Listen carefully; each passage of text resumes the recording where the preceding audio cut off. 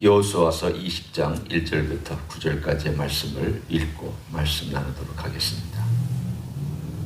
여호와께서 여호수아에게 말씀하여 이르시되 이스라엘 자손에게 말하여 이르기를 내가 모세를 통하여 너희에게 말한 도피성들을 너희를 위해 정하여 부지 중에 실수로 사람을 죽인 자를 그리로 도망하게 하라. 이는 너희를 위해 피의 보복자를 피할 곳이니라. 이 성읍들 중에 하나에 도피하는 자는 그 성읍에 들어가는 문 어귀에 서서 그 성읍의 장로들의 귀에 자기의 사건을 말할 것이요 그들은 그를 성읍에 받아들여 한 곳을 주어 자기들 중에 거주하게 하고 피의 보복자가 그의 뒤를 따라온다 할지라도 그들은 그 살인자를 그의 손에 내주지 말지니 이는 본래 미워함이 없이 부지 중에 그의 이웃을 죽였음이라. 그 살인자는 회중 앞에 서서 재판을 받기까지 또는 그 당시 대제사장이 죽기까지 그 성읍에 거주하다가 그 후에 그 살인자는 그 성읍 곧 자기가 도망하여 나온 자기 성읍 자기 집으로 돌아갈지니라 하라 하시니라.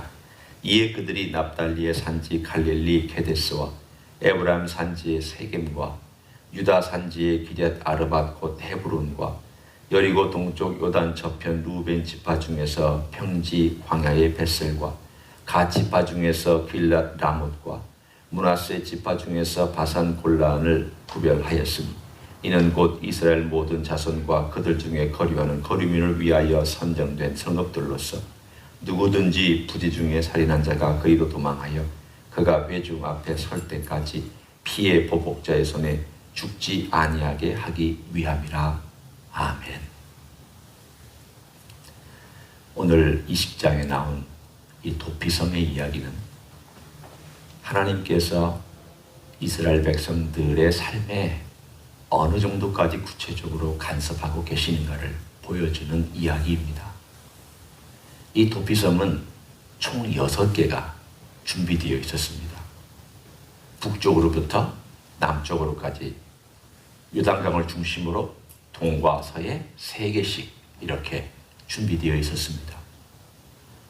이스라엘 사람이 어느 지역에 살든지 자기의 지역으로부터 도망갈 수 있는 그 땅은 하루 안으로 갈 수 있는, 거리가 다 하루 안으로 갈 수 있는 바로 그러한 요점 6군데에다가 하나님께서 도피성을 마련해 주셨습니다.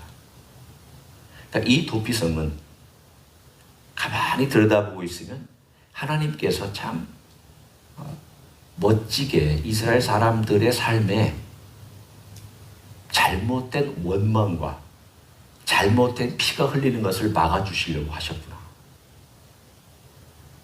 생각해 보십시오. 만약에 억울한 피를 흘렸는데 이 억울한 피가 결국은 땅에 떨어지면 그 원망이 사람도 원망하겠지만 땅도 원망합니다. 굳이 우리가 의인화해서 표현하자니 이것이 쌓이면 그 땅은 저주받은 땅이 됩니다. 공정하지 아니한 재판과 억울한 피가 흘리는 것을 하나님은 대단히 싫어하셨습니다. 이 세상도 마찬가지입니다. 이 세상에 사법 제도가 있고 이 세상에 여러 비슷한 유에 있는 일들이 존재하지만 하나님께서 제일 싫어하시는 것은 법을 왜곡시키고 재판을 왜곡시키고 돈이 있는 것 때문에 왜곡시키고 권력 때문에 왜곡시키고 하나님은 이런 것 대단히 싫어하셨습니다. 따라서 그런 것에 의하여서 그 나라가 재판받는 이야기들이 선지서에 보면은 자주 등장합니다. 너희들이 억울한 피를 흘렸다. 고아 과부를 압제했다. 그들의 마지막 남은 신발까지도 빼앗았다. 그들의 겉옷을 너희들이 빼앗아갔다. 나는 고아와 과부의 아버지다. 나는 그들을 돌본다. 이런 이야기가 선지서에 보면 계속 등장합니다. 그러니까 억울한 일이 생기는 것은 하나님께서 어떠한 저주나 심판으로 개입하시는 그러한 조건이 되기 때문에 오늘 20장에 있는 도피성도 그것을 미연에 방지해 주기 위한 하나의 하나님의 장치였습니다. 한 사람이 예를 들어서 일을 하다가 옆에 있는 사람을 잘못해서 죽였습니다. 의도한 것이 아닙니다. 그럼 이 사람은 어떻게 해야 되느냐? 빨리 도망가야 됩니다. 집으로 가서 할 겨를이 없습니다. 빨리 도망을 어디로 가야 되느냐? 도피성으로 도망가서 자기가 여차여차해서 일을 하다가 어떻게 하다 보니까 그거 도끼날이 날아가서 그 사람을 죽게 만들었습니다. 나는 정말 억울합니다. 죽일 의도가 없었습니다. 그러면 그 성읍의 장로가 그 사람을 받아들인 다음 재판을 신청합니다. 이 사람이 이런 재판을 받아야 되는데 이 여차여차해서 이런 상황입니다. 그러면 그 성에 그 사건에 관련된 당사자들이 오고 그 지도자들이 와서 이 재판을 거행한 다음 무죄다 그러면 이 사람은 그 도피성에서 대제사장이 죽을 때까지 살아야 됩니다. 무죄라 할지라도 풀려나지 못합니다. 그런데 이 사람이 의도하고 죽였다 그러면 그 사람은 당연히 사형받습니다. 도피성이 있다 하더라도 그 사람은 죽임을 당하였습니다. 공정하게 재판하는 것을 항상 원칙으로 했습니다. 그런데 왜 도피성에서 그렇게 대제사장이 죽을 때까지 머물러야 했는가에 대한 그 내면의 이야기를 가만히 들여다보고 있으면 의미가 있습니다. 왜냐하면 일단은 생명이 죽었기 때문입니다. 하나님은 생명을 소중하게 생각합니다. 하나님은 한 사람의 생명이 이 땅에 쓰러지는 것에 대하여 그거를 그냥 보시지 않습니다. 참새 5이 2아사리온에 팔리는 것도 하나님께서 알고 계시고 하나님께서 통치하시고 하나님께서 주관하시거든 인간의 생명 하나가 이 땅 위에서 죽어가는 것에 대하여 하나님께서는 어떻게 보고 계시며 하나님은 어떤 마음으로 그것을 받아들이시겠습니까? 한 생명 하나하나에 대하여 하나님은 소중하게 생각합니다. 그런데 한 생명이 죽었습니다. 근데 이 사람은 의도하고 죽인 건 아닙니다. 그러면 너는 비록 의도하지는 않았지만 네가 그 생명을 죽였기 때문에 도피성에서 대가를 지불하면서 살아야 한다. 단 대제사장이 죽으면 그 죽음이 바로 이 사람의 죽음에 대한 일종의 대속의 사건으로 내가 여겨주겠다. 하나님께서 영적인 삶에서 계속 우리들에게 들려주시는 메시지는 대속이라는 이야기입니다. 누군가가 대신 치르면 내가 그걸 받아들여 주겠다. 이거를 금전으로 치르면 내가 그것을 빼주겠다. 예를 들어 첫째 아들들 하나님의 대제사장으로 사실은 사용되어야만 했지만 너희들은 그 아들들에 대한 값을 지불하면 내가 너희들은 빼주고 레위 지파와 대제사장인 아론의 지파가 그 일을 대신할 수 있도록 내가 만들었으니 너는 그렇게 대가를 지불해라. 그걸 속전세라고 그랬습니다. 하나님의 개념 속에는 인간이 모든 걸 감당할 수 없기 때문에 나 혼자 모든 걸 내가 알아서 하겠다. 그게 말이 안 되기 때문에 하나님의 영적인 개념 속에 이 속전, 속죄, 대속이란 것들을 계속 집어넣으셨습니다. 우리의 죄 때문에 동물이 죽는 것도 대속입니다. 대신 죽는 겁니다.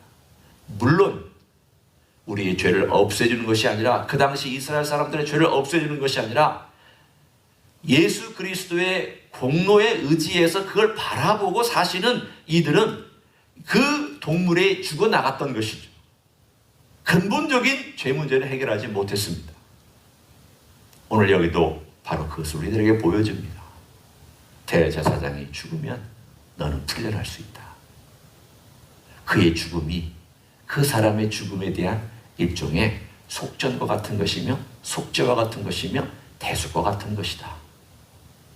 그러면 이 사람은 이제 풀려나서 거기서 자기의 집으로 돌아가 마음대로 자유하고 모든 자기의 삶을 누릴 수 있는 그러한 기회를 갖게 되는 것. 이것이 도피성의 이야기입니다. 우리는 얼마나 많은 사람들이 도피성으로 도망갔다가 또 거기서 살고 또 집으로 돌아가는지에 대한 이야기는 성경에 잘 나오지 않습니다. 그러나 생각보다 많이 있었을 것입니다. 생각해 보십시오. 한 사회가 살아가는데 어찌 이런 일들이 일어나지 않을 수 있겠습니까?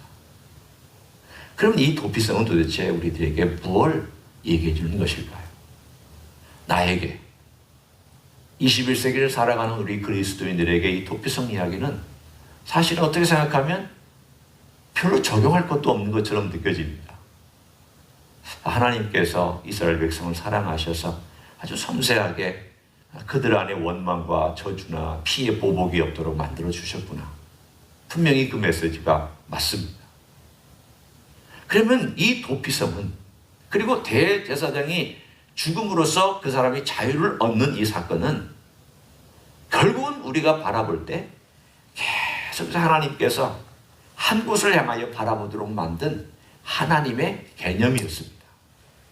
예수 그리스도를 바라보게 만드는 그러한 모든 율법의 체계와 그리고 그 안에서 일어나고 있는 사건들과 하나님께서 그것을 해결하는 방법들은 예수 그리스도 안에서 그것이 완벽하게 이루어집니다. 어떻게 이루어지는지를 제가 간단하게 설명합니다. 우리는 살인자입니다. 우리는 다 살인자들과 같습니다. 직접 우리는 사람의 생명을 죽인 사람들은 아니지만, 그러나 생각해 보십시오. 예수님께서 산상수훈에서 우리가 직접 사람의 생명을 해하지 않다 할지라도 그 사람에게 말로 칼을 들이대면 살인하는 것이라고 말씀했습니다. 내가 누군가를 저주했다면 살인하는 것이라고 말씀하셨습니다. 그러면 우리의 생애 가운데 누군가를 저주하고 누군가가 잘못되기를 원하고 말로써 상처를 주고 욕하고 한 이런 모든 행위들을 만약 내가 어렸을 때부터 지금까지 숫자로 따져본다면 전 살인 몇 번이나 했는지 모릅니다. 심각한 죄 저지른 사람들입니다. 우리는 율법의 기준을 그냥 낮춰서 생각하면 안 되고 우리 주님께서 산상수훈에서 말씀하신 그 기준까지 높여 생각하셔야 됩니다. 왜 높이냐면 우리가 높이는 게 아닙니다. 인간이 인위적으로 높인 것도 아닙니다. 주님께서 이것이 하나님의 원래 원하시는 것이다라고 알려주셨기 때문입니다. 그러면 여기에 이 기준에 우리는 너무 기준이 높기 때문에 우리의 삶의 모든 영역에서 나는 정말 죄인이구나, 나는 정말 살인자구나, 나는 정말 그런 면에서 볼 때 아무런 소망이 없는 인생이구나. 그게 첫 번째 우리의 반응입니다. 그런데 이 도피성의 사건과 산상수훈의 사건과 그리고 주님의 이야기를 통해서 우리에게 보여주시는 이야기가 있습니다.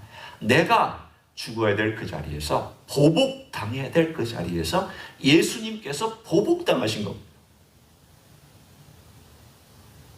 오늘 여기에 있는 이 20장의 도피성의 이야기를 통해서 얘기한다면 예수님께서 우리를 보호하시는 보호성이 되셨을 뿐만이 아니라 대제사장이 죽었을 때에 대신 죽으신 것과 같은 그러한 죽음으로 그가 자유고 풀려났던, 살인자가 풀려났던 것처럼 이 모든 것들이 다 예수 그리스도 안에서 그분이 내가 받을 보복을 받았다는 뜻입니다. 내가 보복받으면 어떻게 되겠습니까? 죽어야 됩니다. 10번이라도 죽어야 됩니다.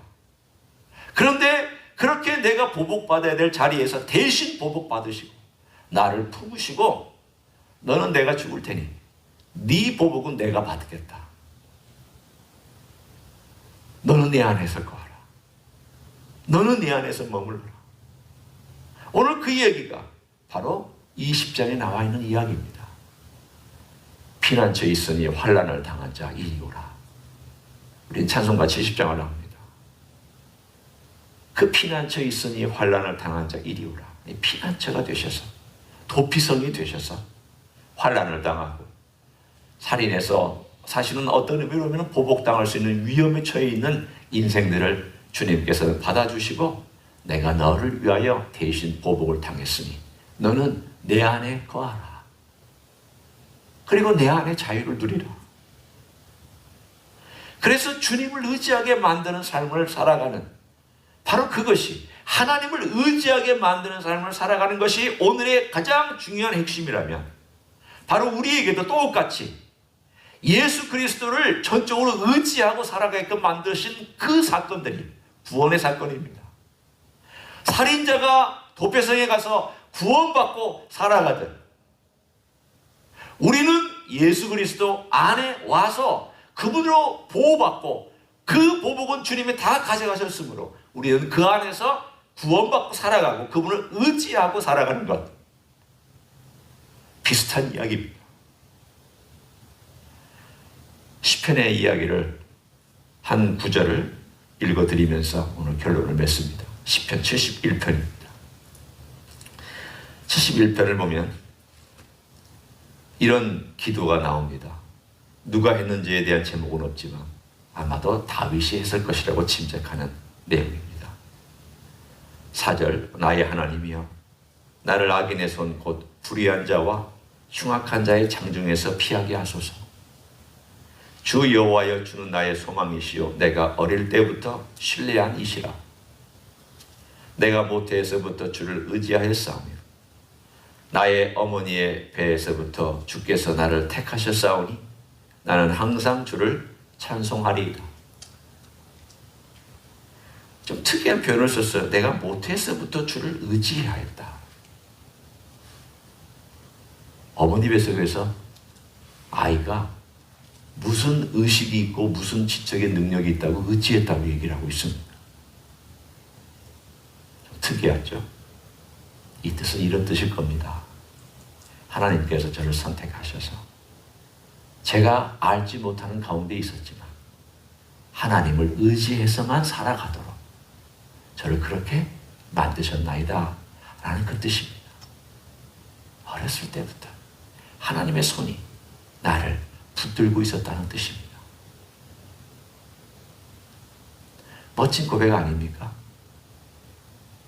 언제 그가 하나님이 나를 사랑한다는 것을 몇 살 때 어느 때 깨달았는지, 요즘으로 말하면 언제 구원을 얻었고 언제 구원의 확신을 가졌는지 그거는 분명하지 않지만 되돌아보니 그의 인생 가운데 하나님이 나를 붙드셨는데 내가 그때부터 하나님을 의지하고 있었구나.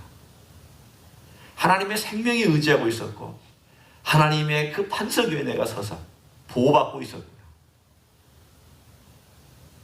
그것이 이 시편 기자의 고백입니다. 오늘 여기에 봅니까? 그래서 7절에 현재 이야기합니다. 나는 무리에게 이상한 징조같이 되었사오나 주는 나의 견고한 피난처시오니 주를 찬송함과 주께 영광 돌림이 종일토록 내 입에 가득하리이다. 결국 그가 깨달은 게 있습니다. 내가 하나님을 의지하면서 뱃속에서부터 있었고 내가 지금도 하나님을 의지하고 있고 그래서 앞으로도 하나님을 의지하면서 내가 살 텐데 그 고백을 이렇게 고백합니다. 8절에 주를 찬송함과 주께 영광 돌림이 종일토록 내 입에 가득하리이다. 내가 하나님을 의지한다는 고백입니다. 종일 감사합니다. 종일 주님 고맙습니다. 종일 주님 저를 여기까지 인도해주셔서 주님을 찬양합니다. 주님, 제가 어렸을 때부터 주님께서는 저를 붙드셨나이다. 주님, 저의 하나님이시고 저의 모든 것 되십니다. 이런 고백을 할 수 있도록 주님께서 피난처와 도피성과 그리고 보호성과 모든 것들을 행하셨음을 우리로 깨닫게 해주십니다. 이걸 깨달을 때 신앙은 살맛이 납니다. 이걸 가슴으로 느끼고 이것을 현실 속에서 마음으로 그렇구나라고 깨닫기 시작할 때 그 삶은 새로운 방향으로 가기 시작합니다. 똑같은 사건이 다르게 보이고 똑같은 상황과 똑같은 환경과 똑같은 조건에 살아가는데 과거와 다른 삶을 분명히 살아갈 수 있는 줄로 믿습니다. 오늘도 그런 주님의 도피성 아래 은혜 안에 새롭게 보여지는 삶을 살아가시기를 예수님의 이름으로 간절히 축원합니다. 기도하시겠습니다. 감사합니다. 예수님 우리의 도피성이 되어주시니 감사합니다. 우리를 대신하여 보복을 받으셨습니다. 우리가 받아야 될 모든 것들을 주님이 대신 받아주신 것을 감사합니다. 주님 안에서 우리는 자유함을 얻으며 보호를 받으며 주님의 보호가 얼마나 귀하고 값진 것인지, 내가 어머니의 뱃속에서부터 주께서 나를 그렇게 구별하셨고 보호하셨다고 시편 기자의 고백처럼 고백할 수가 있습니다. 주님, 오늘도 그 귀한 주님의 은혜와 보호를 우리의 삶 속에서 깊이 경험할 수 있도록 축복하여 주옵소서. 그 보호 때문에 길이 달라지고 시야가 달라지고 해석이 달라지고 관계가 달라지고 우리의 삶의 방향이 달라진 놀라운 역사가 있도록 사랑하는 종들을 축복하여 주시옵소서. 이제는 우리 구주 예수 그리스도의 은혜와 하나님 아버지의 극진하신 사랑과 성령 하나님 교통하심의 역사가 우리 주님의 보호처 되시고 우리 주님의 피난처가 되심을 오늘도 깊이 삶 속에서 깨닫고 경험하며 주님께 더 깊이 나아가기를 소원하는 가정에서 예배드리는 종들 위에와 주 임재 희석교회 위에와 이 자리에 참여한 종들 위에와 선교사님들 위에 이제로부터 영원히 함께 하실지어다. 아멘.